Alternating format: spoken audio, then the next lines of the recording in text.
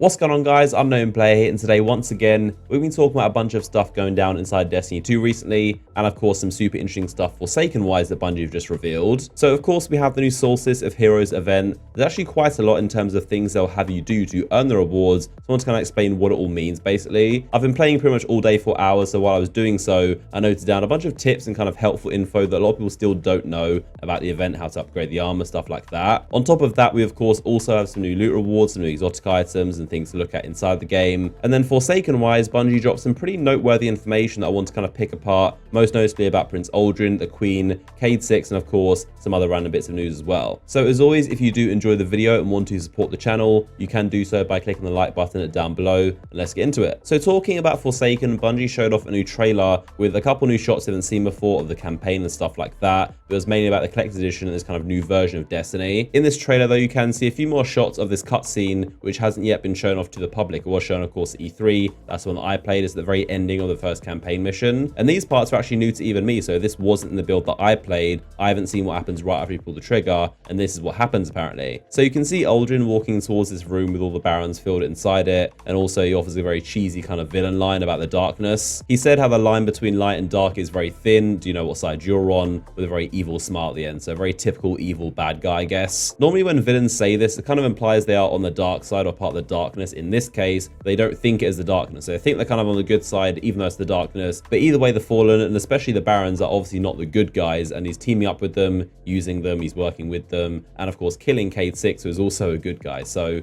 Uldren, whatever he's doing, is most likely on the darkness and the kind of bad side, whatever you want to call it. You can also see the Guardian shows up and appears to be looking at Uldren. I'm guessing he disappears and the door closes, but he then goes to help Cayde 6, who's actually still alive. You can see he's just breathing barely just there. Again, a lot of context is missing, so you don't fully know what happens before or after this or when exactly Cayde dies, but you can see the Guardian tries to help with his ghost, but obviously as we know, Uldren shot Cayde's ghost. That means he's permanently dead. There's no light, no one can revive him. Now there was also something else that I thought was pretty interesting that was tied to this whole kind of release of this legendary collection bundle stuff. This is another pre-order bonus if you get certain bundles. So this one is the Baron playing cards, and in it we can see a character which we've been speculating about for a very long time. We still don't know fully if she's alive, if she's dead, what kind of form she is, but you can see her right there. Of course, the Queen Marasov herself. In every single trailer, video, interview, gameplay, stuff like that for Forsaken, we've still never once seen the Queen or anything about her really, so they're still keeping very tight lips about it. Oryx did technically kill her, so of course there are a lot of theories that maybe she's a different form, a different body, transformed into something else with her awoken magic, but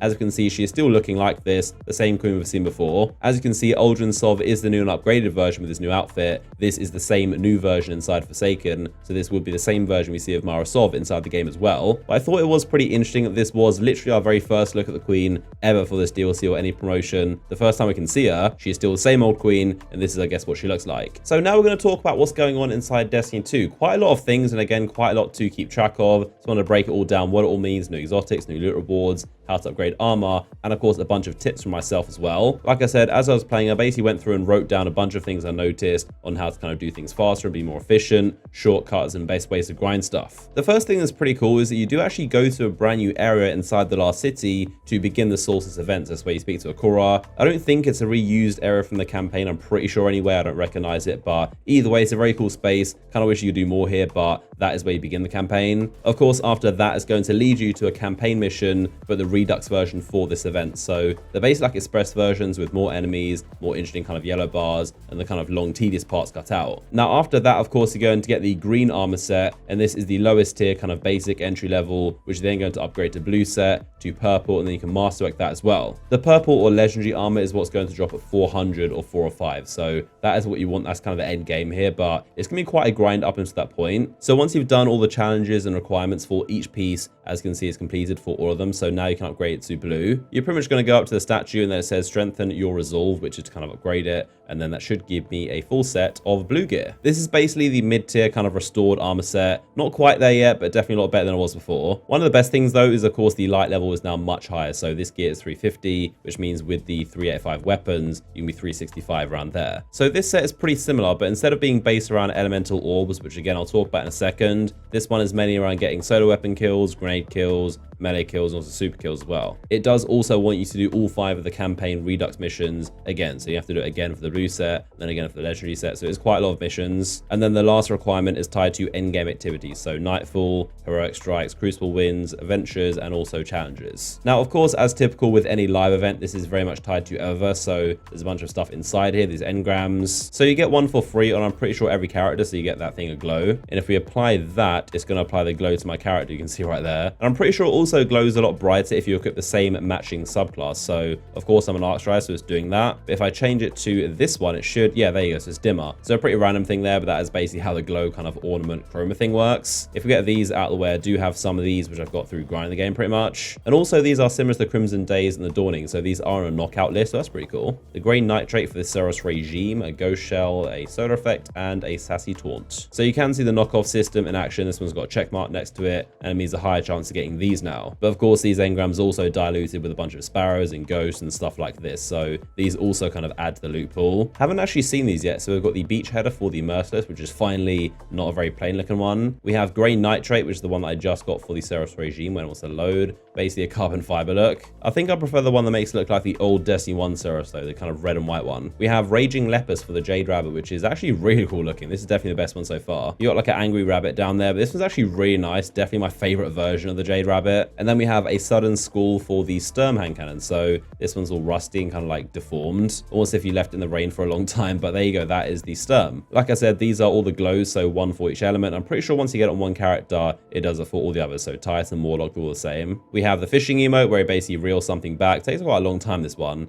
Get something, and what's he gonna get? He got a fish. Can he get different stuff than just the fish? He's got a boot in the kind of picture. What's he gonna get?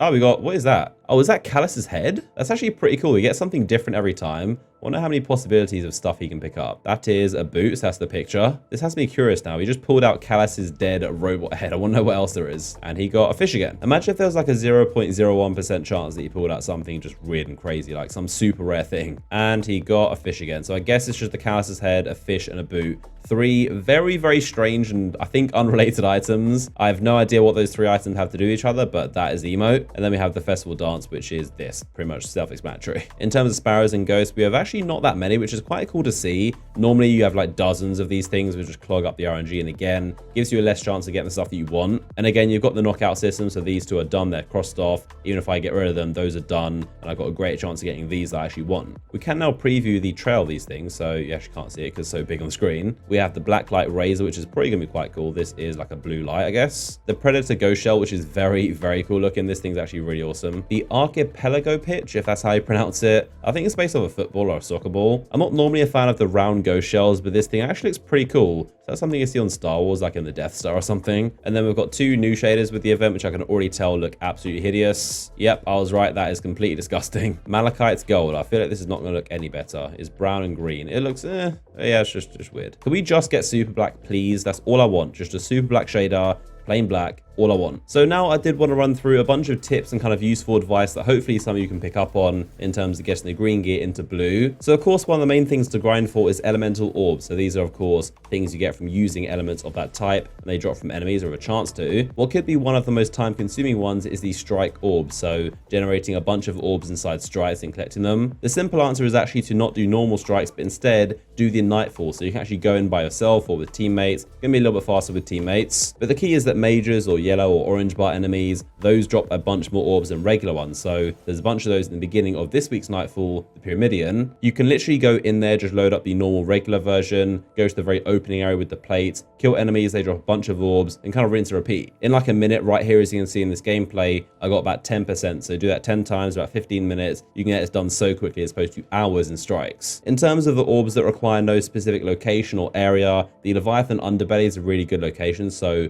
the watch rooms, all the kind of puzzles that enemies flood out from. Obviously, you can get in there solo. You don't need a team or to do the raid itself. Just go in there, use the combination of the bottom room with the levers, go into any watch room, preferably a smaller one, but they're all majors, so they should generate a bunch of orbs. So the way it works in general is that they will drop according to the element of the weapon you're using and also your subclass itself, so you can mix and match. Also, kinetic weapons do have a chance to drop orbs of the element matching your subclass. That's how those work as well. Also, teammates can drop a lot of orbs as well, so it does help to have a fire team, people you know. That way you can can coordinate as opposed to a random who might be using a wrong element that doesn't help you. A tip that might come in handy is that it is actually worth using the same class on your fire team, so 3 hunters and 3 titans and 3 warlocks. Like for example, the hunter chest piece requires arc, orbs and side strikes, whereas the titan requires solar, so there's a mismatch there. If you're all hunters, you can all run arc and get a bunch of kind of the same stuff done. So if your friend needs solar orbs and you need arc ones, neither of you are helping each other, you're both kind of doing your individual things. It's much better if you're both kind of hunters, you can both run arc and you're both helping each other, and that means you get double the orbs. You do actually have to wear the full set of armor to get any elemental orbs to drop, so you can't just mix and match and kind of wear an exotic. It has to be the full set and it doesn't work otherwise. These elemental orbs, unlike the regular ones, don't actually despawn when you die, so stay there and always check around if you die, if you kind of go around. Always look on the floor for a bunch of orbs because you probably miss some. And also the fact the arc orbs look very, very similar to the regular orbs, so they can get a bit confusing sometimes. I spent a long time thinking, what is the actual purpose of these orbs, these elemental ones? They don't give you super energy or grenade energy. What's the purpose of them? What do they do to you? But aside from the fact that these challenges tell you to, there is actually a pretty cool hidden bonus that they don't show you in-game. It's actually in the inventory, but each element does actually have an allegiance based on what time you're playing. So you can see solar aligned, then it goes rank 1 to 5 based on the orbs you pick up. The buff lasts for about a minute or two, and they say it ludicrously increases the damage of that element, so solar damage pretty much. If you're not using that element, then of course it doesn't apply, but if you are, then you are going to do a bit more damage. It is also of course worth bearing in mind that you only need to wear the full set if you're trying to generate orbs. Otherwise, if you've got another challenge, you don't need to wear the full set at all. So with the hunter, for example, the green set, the boots I'm pretty sure require a bunch of crucible kills with supers, so for those you only need to wear the boots. You can wear a worm husk or your other legendary gear for as much recovery as possible. Definitely one of the main downsides of wearing the full set of gear, besides looking hideous, is that of course you have basically no recovery for a hunter, at least you have 0. As us hunters know, of course, running 0 recovery in the crucible is not a good idea, so you can just wear your normal set and only the boots that you're trying to actually upgrade with. So hopefully those tips helped you guys that are still grinding out those green armor sets, trying to upgrade them. Comment down below if you've got more tips that I missed that will help other people as well. So that is going to do it for today's video. As always, I hope you enjoyed it, and if you did and want to support the channel, a like rating down below is massively appreciated. If you're not already subscribed to my channel, then of course make sure you do so to not miss out my videos, and also of course my Instagram and Twitter are linked down below in the description if you want to follow me there. You can click this image on screen right now to watch another video from myself, but as always, I appreciate you guys for tuning in, and I'll see you all in the next one.